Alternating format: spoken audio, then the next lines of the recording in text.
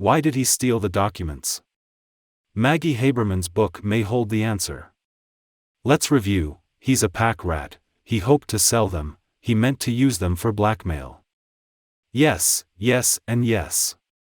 The latest Trump tell-all book is New York Times reporter Maggie Haberman's Confidence Man: The Making of Donald Trump and the Breaking of America, to be published next week. An article adapted from the book appeared in The Atlantic over the weekend, dropping at least one major hint at the answer to one of the great questions hovering over the former president since the FBI executed that search warrant at Mar-a-Lago early in August. Why did Donald Trump take all those classified documents from the White House? Speculation so far basically boils down to three main possibilities. The first is that Trump is a hoarder who can't throw anything away. He just throws stuff into boxes with the idea that he'll get back to it later, and he never does. So they just taped up the boxes and sent them off to Mar-a-Lago without even looking at the contents. This sounds like a reasonable guess. Trump had no idea how to do the job of president. Throwing stuff in boxes for later is exactly how someone who's in way over his head might deal with his inability to understand whatever he's looking at in the moment. Adding in random unrelated items, golf balls, newspaper clippings, knickknacks, would be an accurate reflection of his chaotic mind. But come on. There's more to this than that. The second speculation is that he took the items with the intention of selling them to someone, somewhere down the line. Considering that Trump considers himself the greatest dealmaker the world has ever known, this is also a plausible explanation. While it's hard to imagine that he would sell classified intelligence to an adversary outright, it's not out of the question that he might have thought they'd be worth hanging on to as a sweetener in some future transaction. The last speculation is the one that seems most likely, considering his known penchant for blackmail. Haberman's piece in The Atlantic focuses on 3 interviews she had with Trump after he had left office but before the Mar-a-Lago search. In one of them she asked him about his promise to declassify and release the texts between former FBI employees Peter Strzok and Lisa Page on the night before Biden's inauguration, which he had not done. He told Haberman that Mark Meadows, his former chief of staff, had the texts in his possession and offered to put her in touch with him.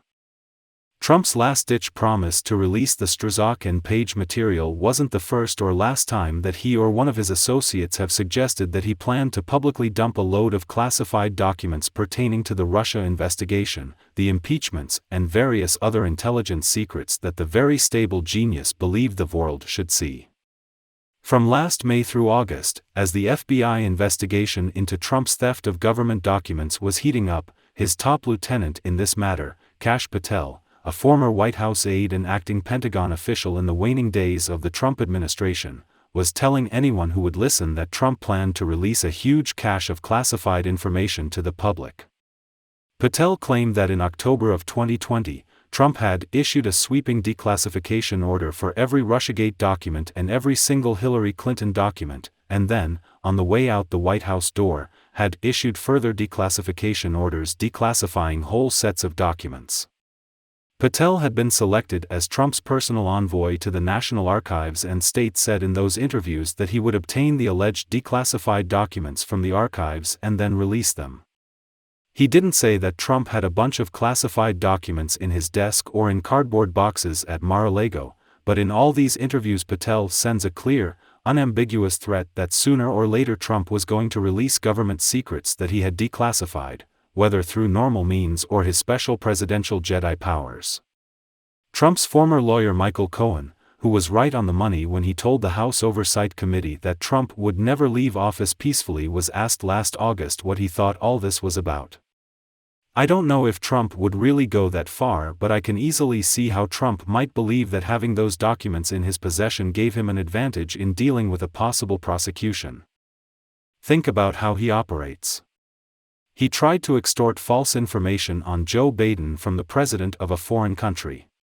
He reportedly devoured intelligence briefings about his foreign counterparts, especially to get leverage over allies he personally disliked, such as French President Emmanuel Macron.